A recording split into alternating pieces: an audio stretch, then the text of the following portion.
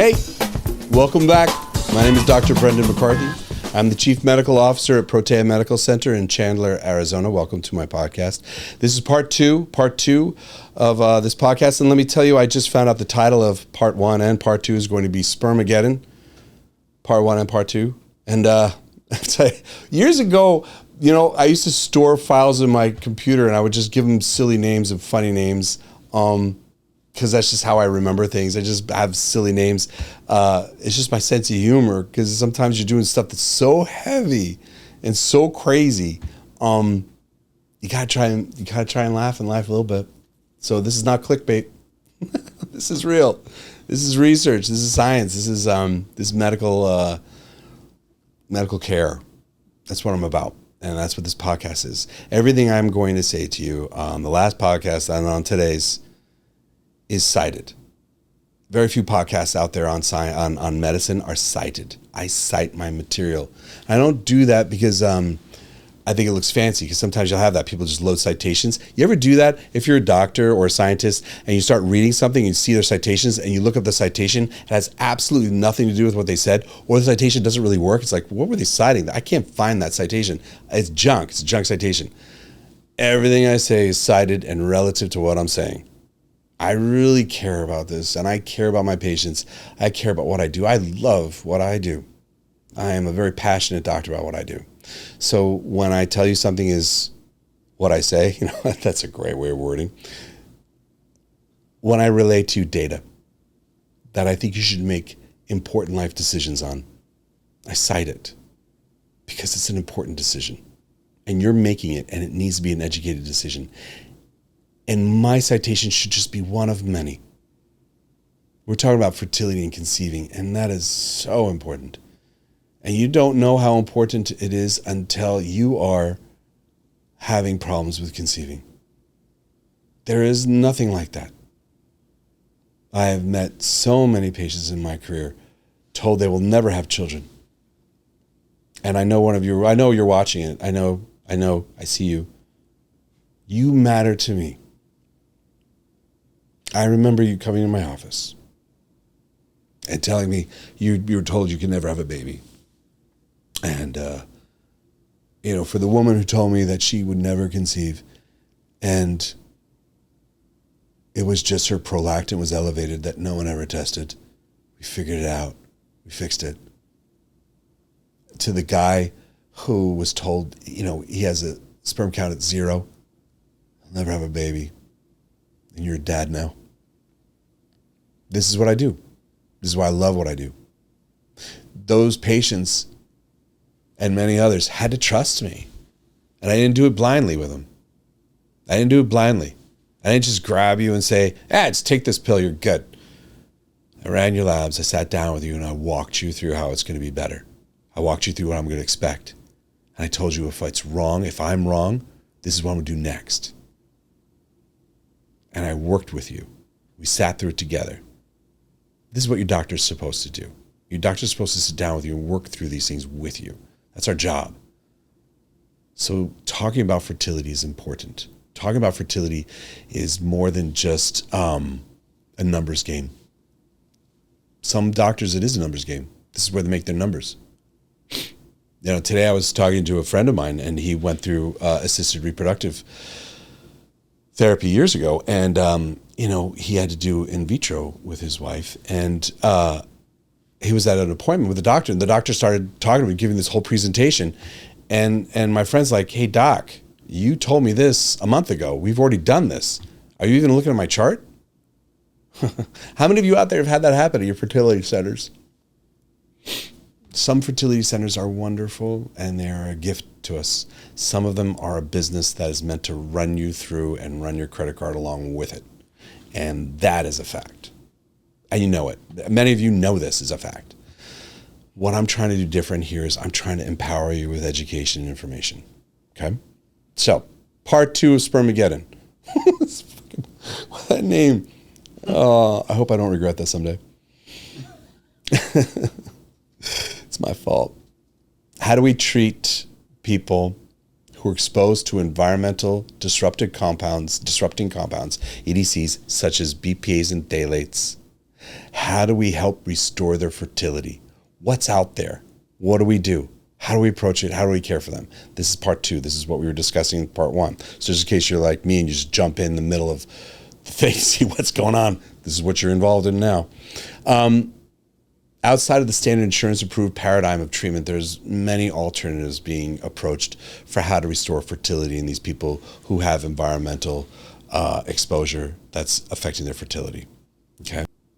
So the therapies that are out there right now that are decent, that are interesting, that are worth looking at. Okay. These are good. They're not covered by insurance, but fertility really isn't covered by insurance anyway. So that's where we are. But it's going to be depuration-based protocols. And the idea with depuration, which is a fancy word, but the idea is that by removing the obstacle, fertility will restore itself. So, detoxifying your body from the chemical, from the compound. And that's going to be things like sauna. People are going to talk about doing dietary things that'll do that. And colonics. The colonics is one thing that's out there as well that talk about it. And the idea is that these things will enhance the metabolic pathways and reduce your burden, your body burden of these chemicals, and will restore fertility. That's the belief. But, in my experience, there's people out there who do saunas who are getting so mad at me right now. Don't hate me. Don't hate me, please. I have never seen it work. I've never seen sauna, colonics, or a diet. I've seen diet affect fertility, and diet will help with fertility, but not to remove environmentally disruptive compounds. Okay? Diet will affect fertility in other ways. This little side piece I'll put in here, just a little snippet of fun. Write this down or type this down and then Google it. Okay, Google what I'm about to say. Gluten, exorphin, B5 stimulates prolactin secretion from opiate receptors located outside the blood-brain barrier. Pause this video and look that up. You back? What was that? Is that crazy? When you eat gluten, your prolactin levels are going to go up. So when someone has an elevated level of prolactin, you can't conceive. Think about that. When you're nursing, when a woman's nursing, it's very difficult to conceive. That's the way of protecting your body. You shouldn't get pregnant back to back, right? That's what prolactin's doing. So when you conceive, your prolactin levels should be lower. So when you have a baby, you're nursing, prolactin's higher, and it's going to inhibit its birth control. So when people eat gluten, not always, sometimes, their prolactin will be elevated. And so is it a pituitary tumor releasing prolactin? Because often prolactin being secreted unnecessarily can be a tumor. Not always. Sometimes it's diet.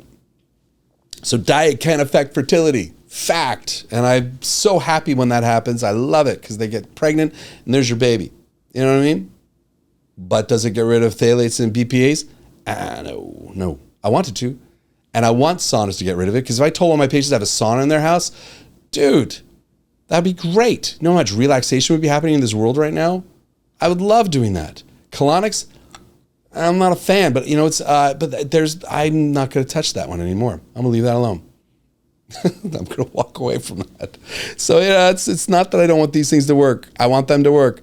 They don't work. That's all. And if they do, let me know. But I've never seen it work. And it's not from lack of wanting, like I said. So moving forward. So those therapies don't quite work very well. Okay. What if we ignore it? Well, if you do the math, over the past 40 years, sperm counts have gone down by 50%. What's going to happen in the next 30 years is we will have massive amounts of infertility if we keep at this rate. No man will be able to procreate. No man will be able to provide enough sperm without using assisted reproductive therapy. That's what's happening. There is a fertility collapse on our horizon. So depressing. Just do the math. Don't trust me alone, because that's not right either. What if I was that one crazy person in the room saying, oh, it's gonna be crazy. I'm trying to get you to like my videos more and like watch my things, right? What if I was an unethical guy doing that, right? It's like shouting fire in a crowded building, man. It's gonna cause harm. I'm not here to cause harm. I'm not here to create alarm. I'm not really caring too much about how many people see my videos, to be honest with you. If you look at my videos, there's not a lot of people watching my videos right now. It's not why I'm doing it. My patients watch my videos. Their family watches the videos. Their friends watch the videos. I like them. That's what I'm here. That's why I'm doing this for them. But still, with that said, I don't want you just trusting just me to say that. Look at the studies. Study after study show that sperm counts are going down radically. We know that there's no issue with fertility with a man whose sperm count is from 100 million to 50 million. There's no real big issues with fertility at those points. It isn't until it gets below 50 million. We're just going under 50 million now. And these numbers have been watched for even longer, since the 1940s, really. It's been dropping in the 1940s. I'm just quoting the 1980s because the most research in the past few years being published is those ones. So let's just use them. But it's been a trend going downward for 40 years. Why the heck do we think it's going to go up? What on earth would cause it to go up? Definitely not colonics. Sorry. Oh God, someone's getting mad at me about that. We're going to have fertility collapse in a matter of years, matter of a few decades rather. That's happening. And true and authentic damage is being done to children. Let's joking aside. Gallows humor, I guess. Children are being born with hypospadias, with micropenis, with not properly being developed. This is fact. That is not arguable. So, with that said, this plastic cup's not plastic, it's used paper. It's plant sterols, it's plant starches. That's how you get, plant starches. You can get it. It's not that expensive. It's only like a few dollars more for a stack. Practice what you preach. Right. So can we? Oh, my glasses. So I've thrown at you a lot of scary stuff here, and I'm telling you this doesn't work, that doesn't work, and we're going towards this apocalypse. We're running off a cliff. What's out there that looks good? I promise you in the last episode, I'm going to leave you with something good. I'm going to leave you with something good. This is what's good. What is good? Multiple studies show the positive impact antioxidant therapy has on BPA exposure. Like, here's the catch, man. This guy's gonna sell me some antioxidants. Surprise! I'm not selling you anything. I don't sell antioxidants on the internet. I never will. If this video is circulating 20 years from now, I'm some old dude hanging around laughing, living my life. I promise you, even then, I won't be selling you antioxidants on the internet. That's the worst thing in the world, in my opinion. Someone's gonna sit here and say, there's a problem. You have a problem. By the way, here's the product I'm going to sell you to fix it. That's the worst. That's the worst. Don't listen to those people. That's the worst. Avoid it. Whenever you see that, avoid it. Promise me that. Okay? I'm not selling you antioxidants. I'm not. Okay? Promise. I first started learning about this in a reproductive endocrinology textbook. So I learned about this in a reproductive fertility textbook in med school about using antioxidants, and antioxidants, what? That's just supplements on the internet, right? No, I'm not selling them, like I said, but there are supplements. With researchers being so universal in their findings against endocrine disrupting compounds, shouldn't there be more established protocols other than antioxidants? And yes, you're right. There should be. There's so few. There's some, but the ones I'm talking about, they are out there and they are in the literature for physicians. And it is the sphere of physicians talk about antioxidants for this. It's just not getting executed in the field because it's better to just put you through the in vitro fertilization pathway or whatever one they want to do. I want to restore your health. Because you're more than just making the baby. The plastics are not just affecting your fertility by now, they're affecting you all over the place. I want you well.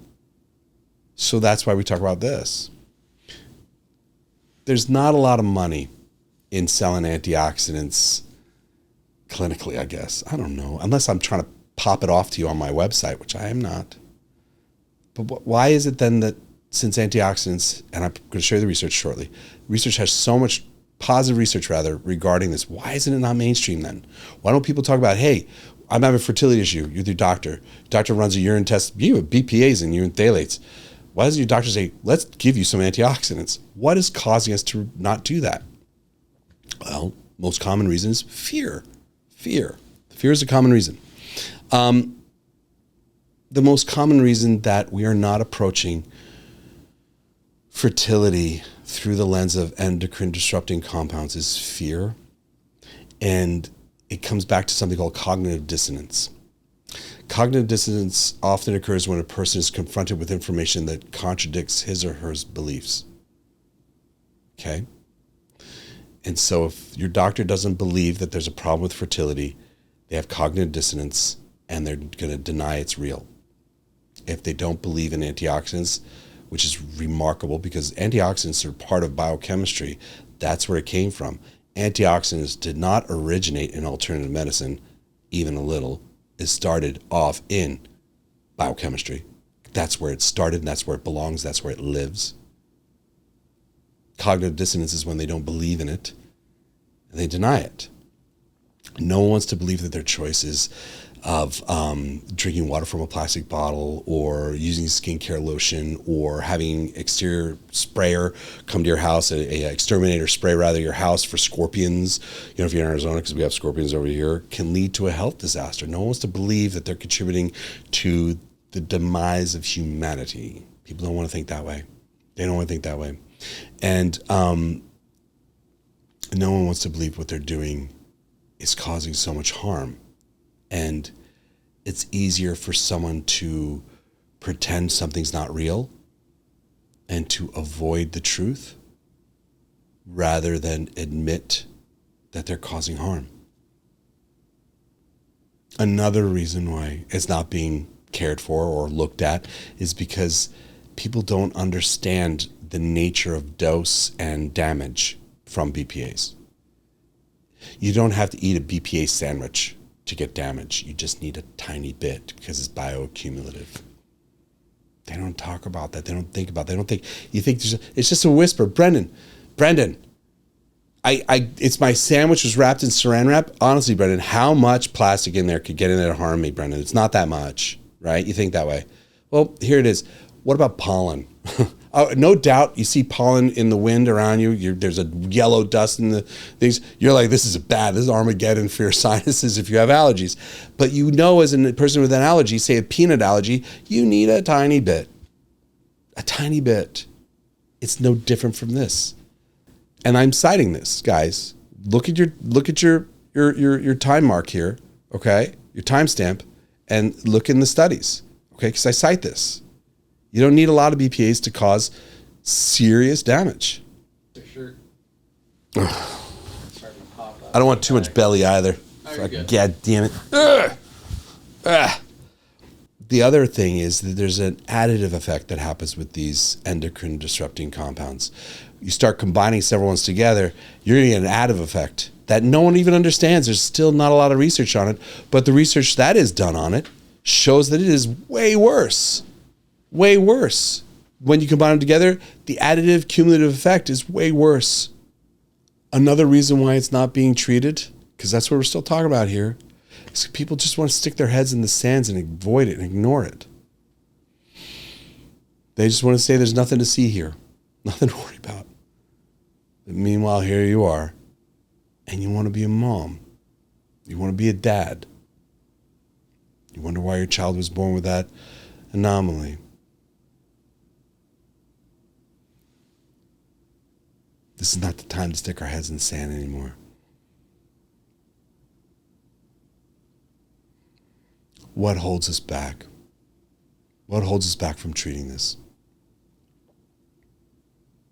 People being contrarian get clicks, get views, get published. There's a belief noted by Fish et al. That reported the increased incidence of hypospadias is not real. This guy published research saying, yeah, hypospadias is not happening. This is not real. And then you have, a bigger volume of research saying, actually it is. There's always the people saying contrarian things because that's how they're going to get their thing up. That's how they're going to be popular. The internet's full of this crap. And it's not helping people. It's not helping the person who can't conceive.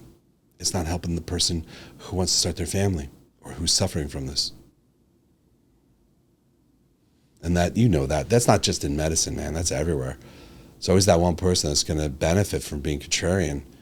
And they want to be contrarian because they get a benefit from it. They're going to be getting clicks or views, or maybe they're going to be selling their special magic juice on the internet.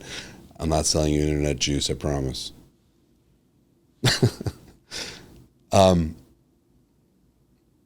There's also people that believe that we should not be worried about our sperm count because, we still don't have a lot of infertility issues that are really obvious. That it's not really a big thing because remember what I started episode 1 on, fertility rate is going down, but infertility is going up at the same time. They're saying, this isn't bad. We're fine where we are. They think you could conceive at a sperm count of 50 million.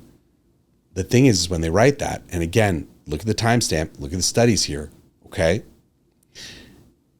They write these studies that this biovariability of sperm, it's fine that it's low like this. This is fine. This is not a concern. They're not taking into account that the sperm count has been going down for 40 to 50 years, obviously, and that there's nothing to stop it from continuing to go downward. They're still arguing that 50 million is a good number for conception, and they're not lying. They're just not being wholly honest. This is another reason why we're not treating it, because there's a lot of garbage in the sphere of fertility. A lot of garbage. The thing is, there's always going to be voices of inaction. There's always going to be voices for doubt. There's always going to be people trying to monopolize and to monetize and to take advantage of you. And I'm going to tell you this straight and true. There's a fact in medicine that has bothered me, and another reason why I do these podcasts. The more desperate you are, the more you are easy to be preyed upon. The more insecure you are and desperate you are, the more money that could be pulled out of you. And I want to cry with this. One of my best friends brought his wife to Arizona. She had stage 4 ovarian cancer, and beautiful woman, lovely. I grew up with him. I love him. And she came here because there's these, alternative cancer therapy clinics in our valley. I remember she went to this one clinic, and I knew the doctor that owned it. And he saw her, and he talked to her for an hour. He gave her an IV, a micronutrient IV, and charged them $1,000. That was like 8 or 9 years ago. So nowadays it'd be $2,000 probably. And I requested the records to see what the hell he gave her. And that IV was, I could make that IV for $50 or $60. Why did she spend that money? Why did they sell their home, and why do they do that? Why do people go into debt to have in vitro fertilization done? They mortgage their home.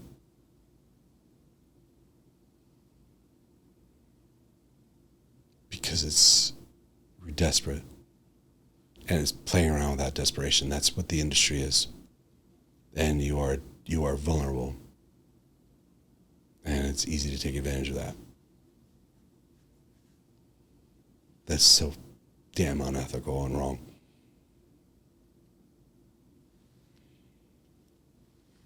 Imagine they're surprised when you take antioxidants and your sperm count comes back to normal. Imagine you're that one person that watched my thing and said, gluten? What? You take gluten out of your diet and all of a sudden prolactin goes down, you ovulate, and now you have a baby. Surprise. How much did that cost you? Not as much as in vitro fertilization did it? Not at all. I'm not saying that in vitro fertilization is evil. I'm not saying that. There's nothing wrong with the therapy, you guys. It's not the therapy. If I'm a mechanic and I'm using a wrench, I use the wrench when I need the wrench. But if I'm billing you a lot of money to use the wrench, and I'm going to start using the wrench on every single damn thing in front of me. I'm using my wrench to hammer in nails. That's what we do with it. It's the same damn thing for fertility because it's profitable to use that tool, but not ethical. So there are some times when you need in vitro fertilization. I know it, and I agree with it when those times come. Sometimes you need ICSI, which is intracellular sperm injection, where you're basically taking the sperm and injecting it into the egg. You need it. There's sometimes you need it. Valid. But there's so many times that we don't know. It's going under the radar.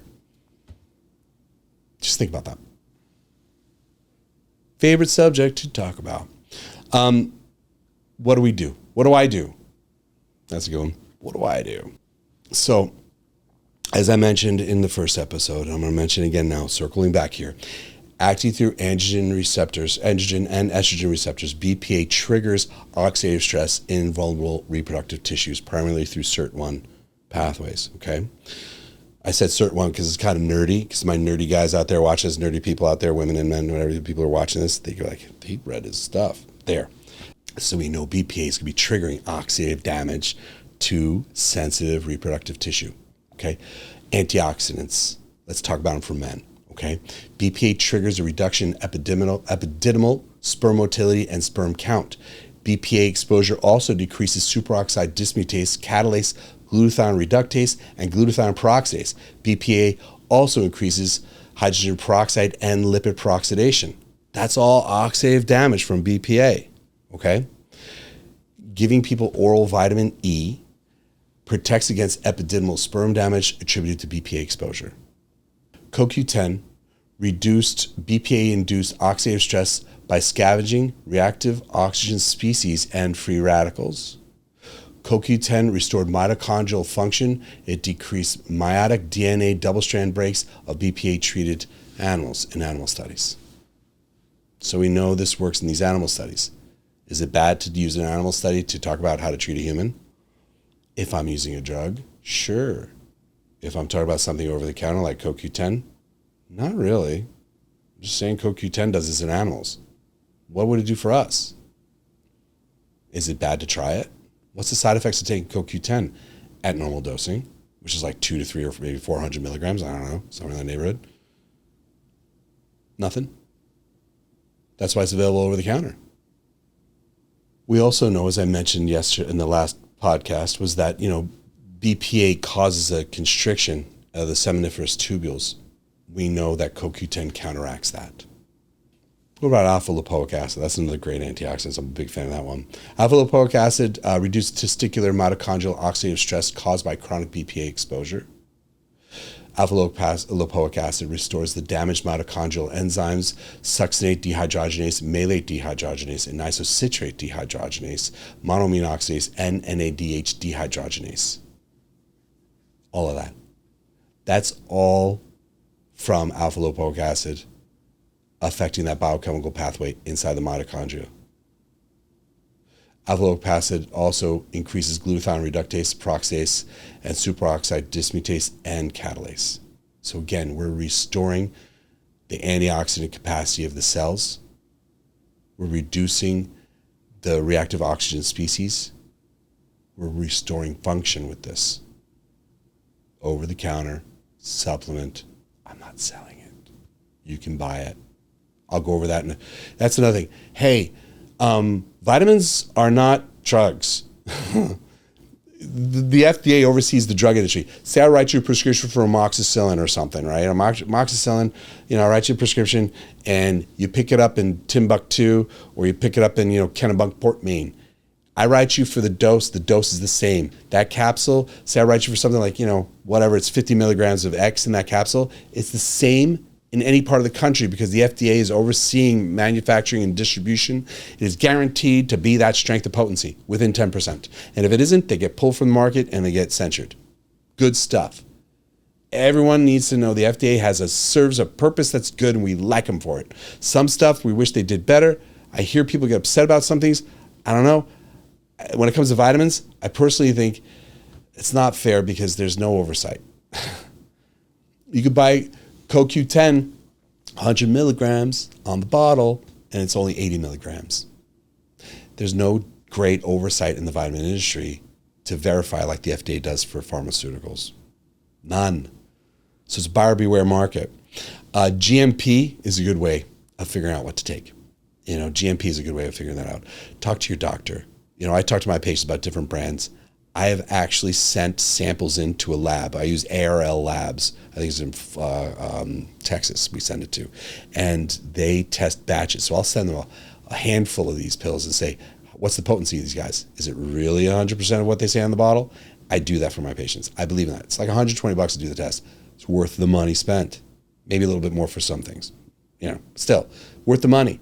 A lot cheaper than in vitro fertilization, right? So we know alpha lipoic acid is beneficial as well. Selenium has been shown to treat BPA-induced testicular damage. Selenium, that's an element. Okay, this is not even right. It's an element, mineral. Okay, BPA exposure in this study that I'm going to be citing here. Selenium supplementation improved antioxidant activity, genetic changes, and restoration of testicular tissue nearly as good as it was in control. In other words, these studies show that testicles that were damaged so severely were restored nearly to good as new with just selenium. And again, I'm citing this in the timestamp. Please look into that. Selenium. Another one is going to be using, like, say, ascorbic acid, vitamin C. Using ascorbic acid in cases of idiopathic, oligospermia, where there's no sperm count is very low. Using vitamin C dosing, you're getting 1,000 milligrams of vitamin C twice a day for 2 months.